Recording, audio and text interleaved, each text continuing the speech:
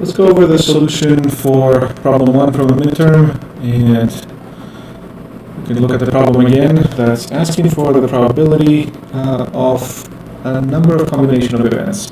So we have event of fire that has a probability of 1%. Then we have an alarm that will sound when there's a fire, but it will also sound when there's no fire with a probability of 10%. And assume that the probability of more than one fire per year is 0. The first question is asking to identify the set of mutually exclusive and collectively exhaustive events. Now, again, we have two things that could be happening.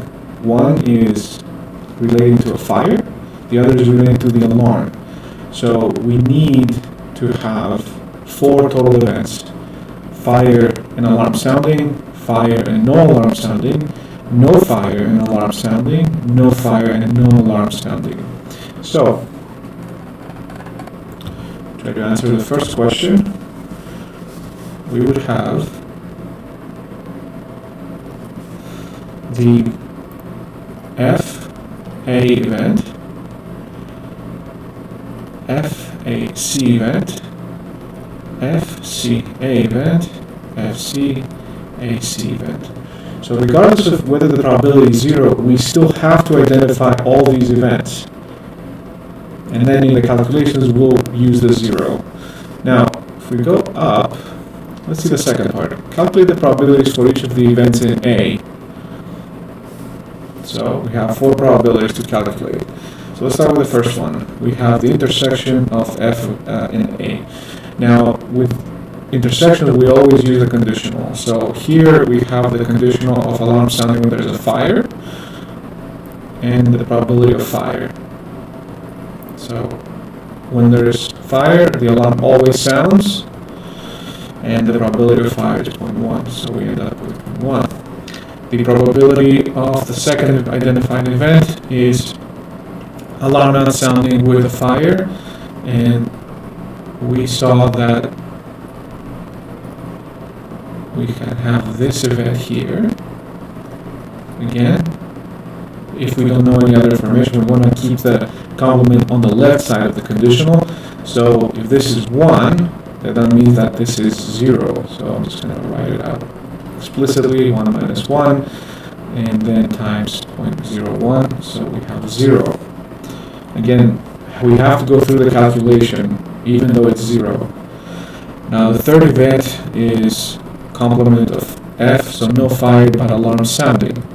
So in that case, because we are given that information of alarm sounding when there's no fire, this is one of the situations where it's okay to keep the complement on the right hand side of the conditional. So in this case, we're going to have 0.1, and then the complement of the fire, which is going to give us 0.099. And the last one, FCAC, we'll use a conditional in this case, so we can have AC and no fire, and then the complement of fire. Now, this is the complement of this, so we have 1 minus 0.1, and then we have 1 minus 0.01, which will give us 0.891.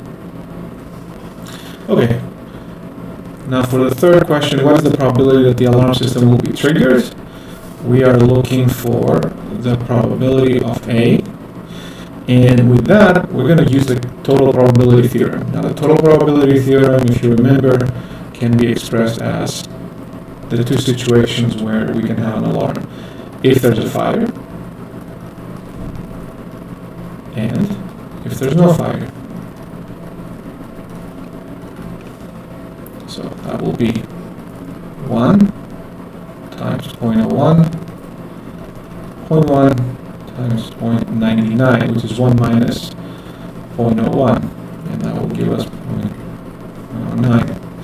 Now the last part, what is the probability of an actual fire given that the alarm sounded? So, given that the alarm sounded, so alarm, what is the probability of a fire? So this is what we're looking for. we only have information given a fire, or not, or no fire, given no fire. So here's where we're going to use Bayes' theorem. So we're going to swap the conditionals in the numerator and use the probability that we calculated in part C in the denominator. So we have this as 1 alarm when there's a fire. We have the probability of fire. We have the probability that we just calculated, and we end up with this. So overall, pretty straightforward application of some very fundamental things that we learned.